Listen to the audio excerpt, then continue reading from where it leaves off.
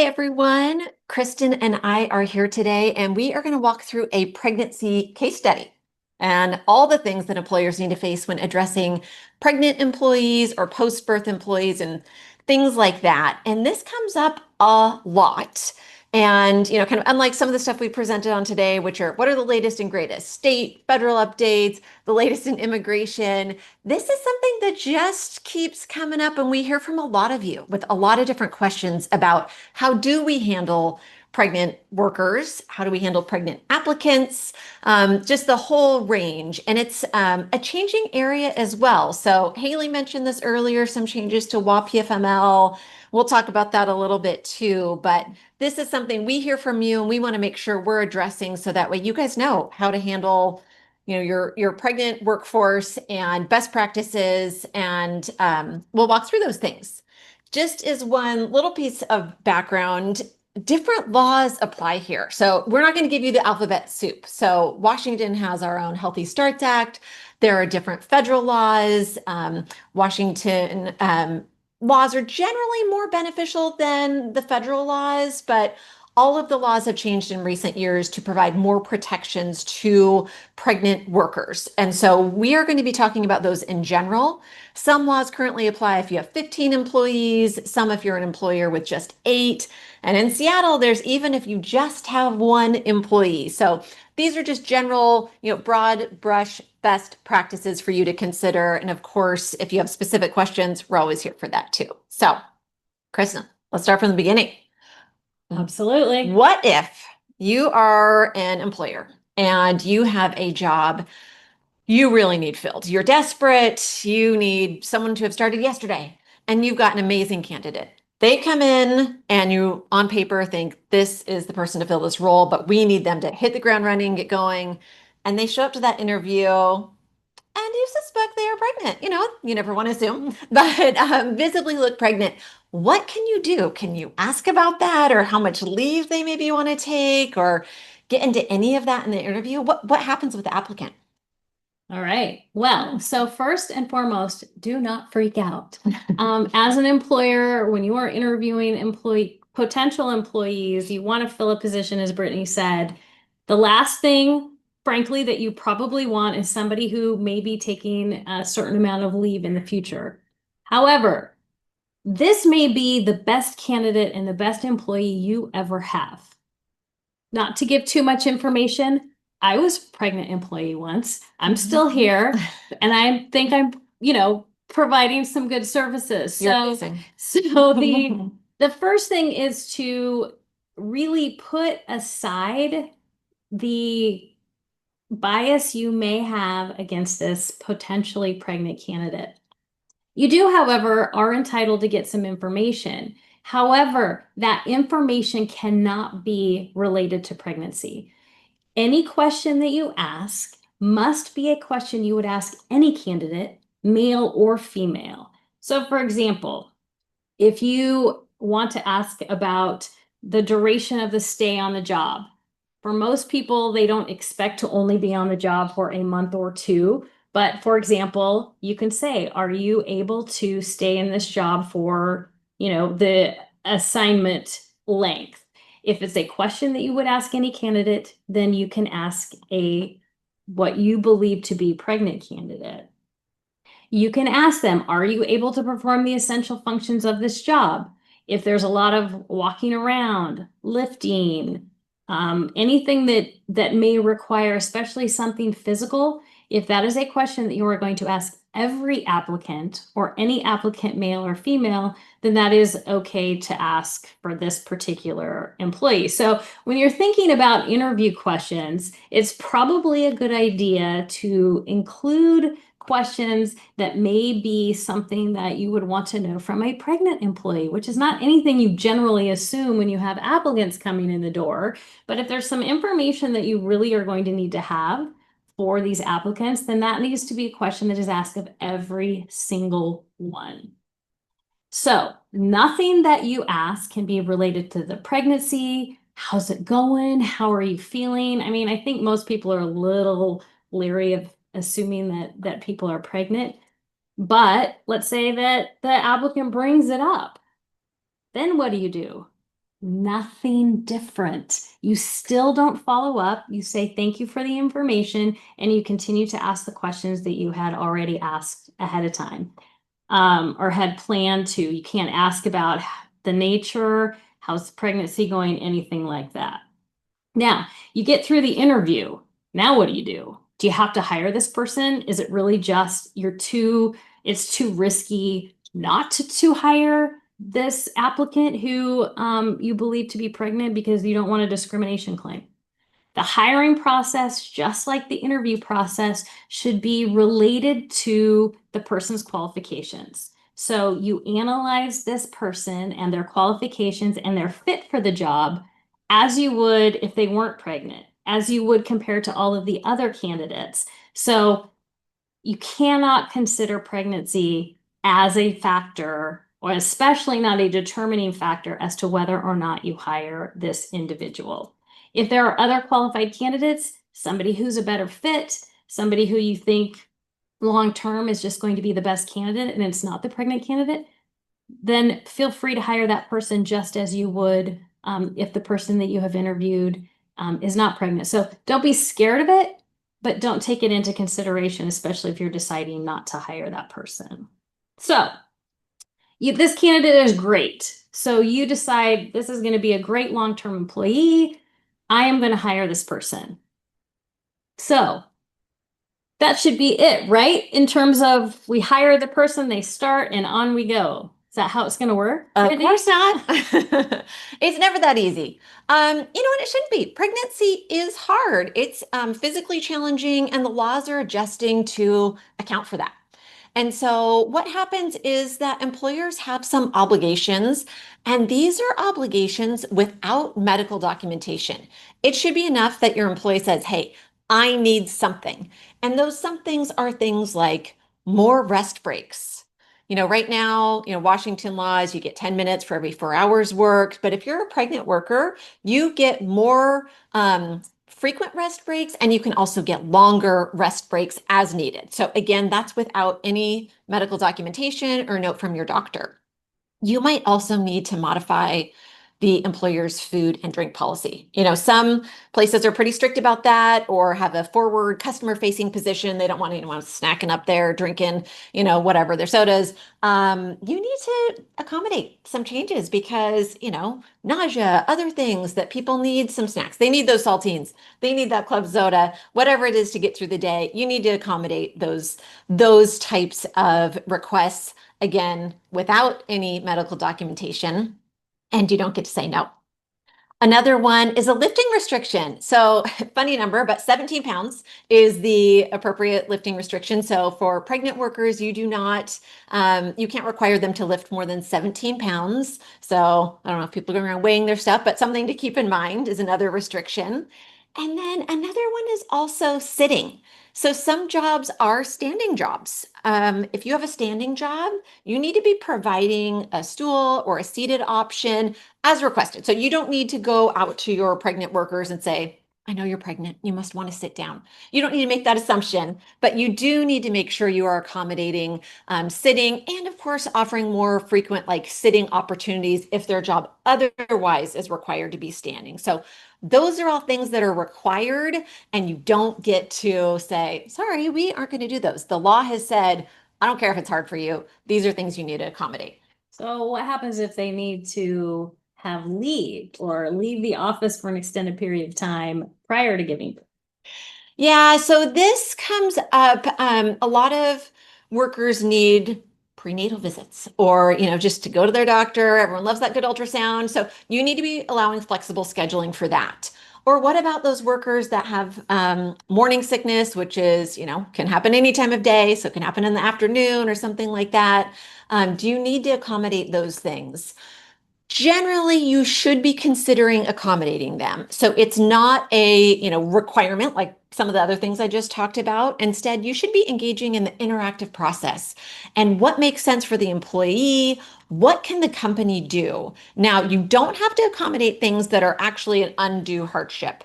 I always think that's a high burden to meet. That's significant expense, significant hardship to the business, of course, and that is hard to prove.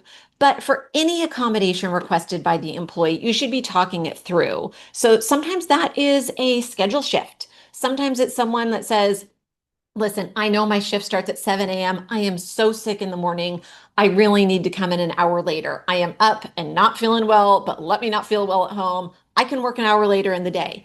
When those things are requested and they're generally available, you should be accommodating that type of stuff. One thing to keep in mind about any of these accommodations is as you're talking through them, sometimes employers think, well, what about leave? Can't I just say, hey, if you're too sick to work, then stay home and come back to me in a few weeks?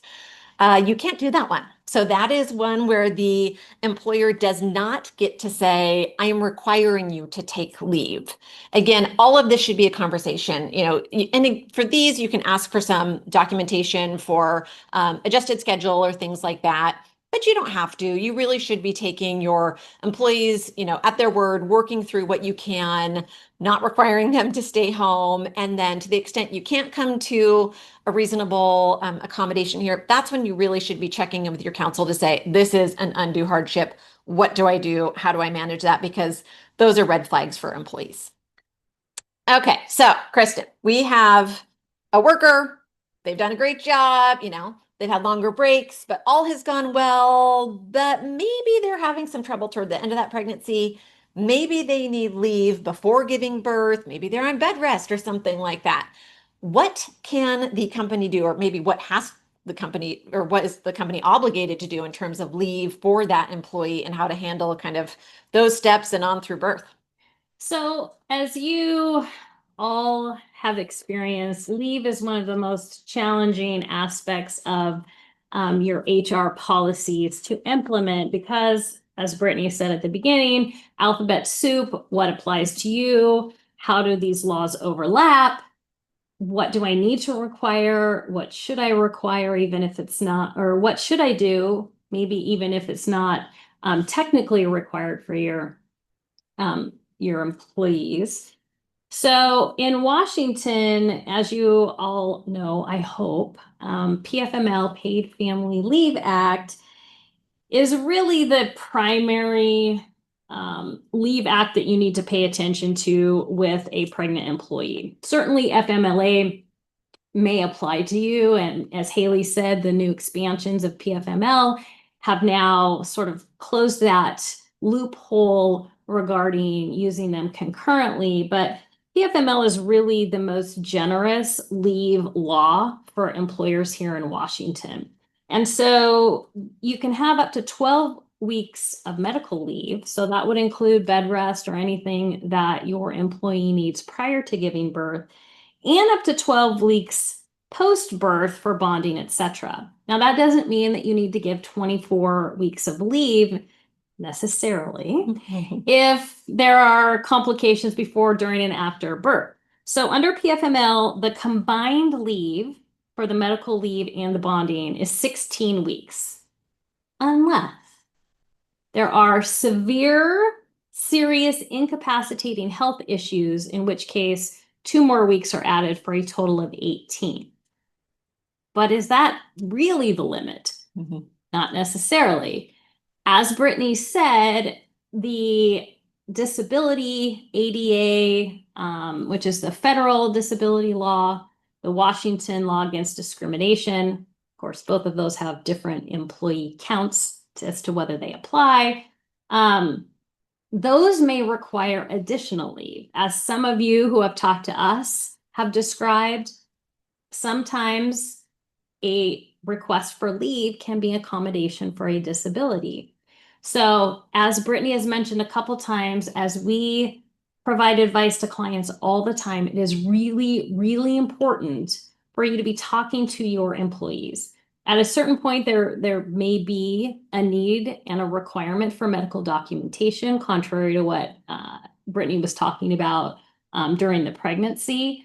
After giving birth, if there's continued complications that are ongoing that require accommodation, it is vital for you to continue having that conversation with your employee and making sure that you are doing what is necessary. If it doesn't work out at some point, there may need to be a different discussion.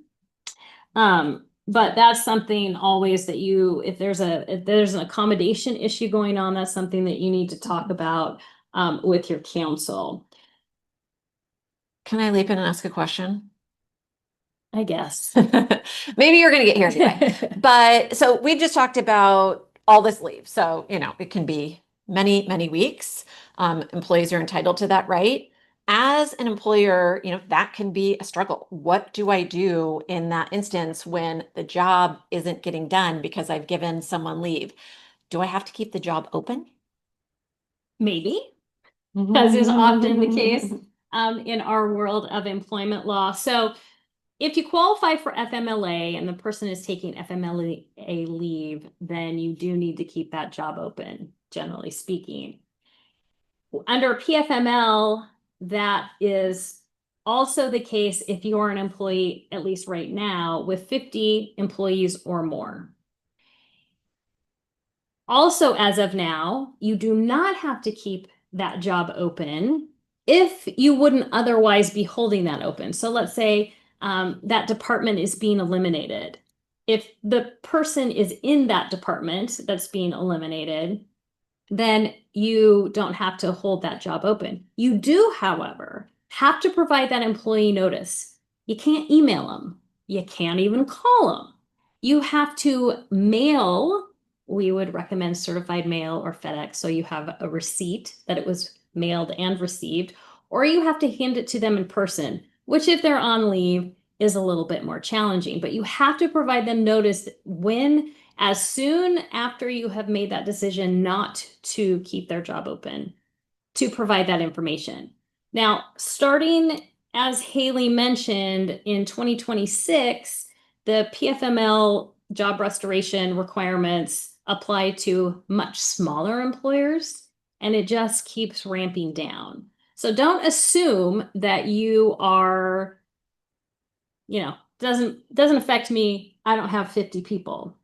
So also keep in mind that starting in January of 2026, this whole mini Warren mass layoffs thing now applies to those who are on PFML, and you really can't lay them off. We always recommend that if you are planning to terminate or thinking about terminating someone on leave, call counsel. There's always things that you need to consider, and we would much rather get the call that says, hey, I'm thinking about this, than, hey, I did this and now I have a claim and what should I do? So, they've taken their leave. They are back to work. Or are they?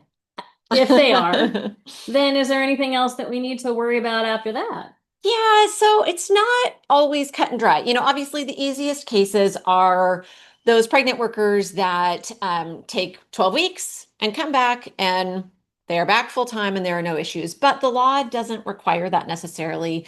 Under WA PFML, workers can come back and they can request intermittent leave. Now, of course, they're subject to the limits of the time, but let's say they've taken a shorter period of time and they then want to come back and use some of that additional WA PFML time for child bonding or just kind of a reduced schedule on intermittent leave.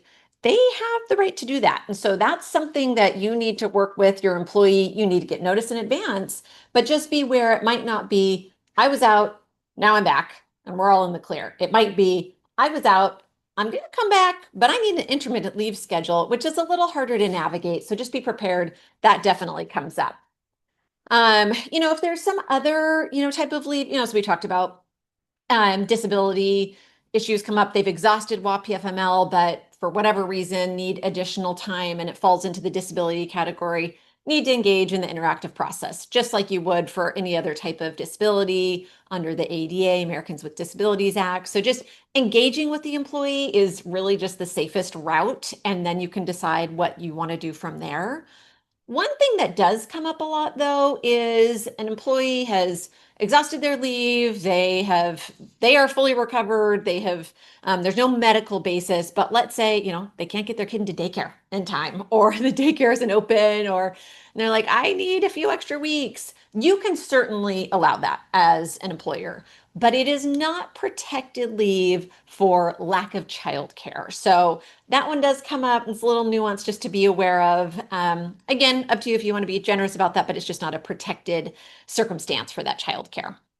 So once the worker does come back, whether maybe intermittently or they're back full time, are we now in the clear, or are there more things that an employer needs to be thinking about? What do you think, based on what we've talked about so far? So, hopefully you're aware that employers do need to allow employees to breastfeed somewhere that is not a bathroom if you're an employee of a employer of a certain size, and to provide a reasonable break for up to 2 years, which a lot of people don't know. So that is a requirement for up to 2 years. But that breaks right now don't have to be paid. There was a new law that was enacted that is going to require that as of January 1st of 2027. So just be mindful of that if that's something that you're not doing right now. Those lactation breaks are outside of rest breaks and lunch hours, and walking to, during, and walking back all needs to be paid for employers of all sizes. So that's another year away. So we'll probably do a quick reminder for you next year. But that law is also going to expand the flexibility that you're going to need to provide for postnatal visits, postpartum visits, reasonable accommodations that you should just be doing anyway, but is going to really specify those in the law. So that's just something to be mindful. And just so you all know, you cannot require medical documentation for the lactation breaks. That's something that you are just going to have to give anyway. Mhm. That was a lot, but that's because accommodation is a lot. And so, really, if you just have to kind of recap, like, what do I do? Basic rules. Don't discriminate against pregnant applicants or workers, or, post-birth or lactating workers, anything like that. Don't retaliate against any of those folks either. We just want to keep you out of trouble. So those are kind of the basic ones. The general rule of thumb is, engage, interact, do what you can to accommodate. If that's really not feasible in some regards, obviously consult with your counsel to talk about alternatives. But the law is pregnant worker friendly and becoming increasingly so as we're talking about these changes coming up in next year in 2027 and beyond. So just make sure you're keeping that in mind and walking through all of those things as well.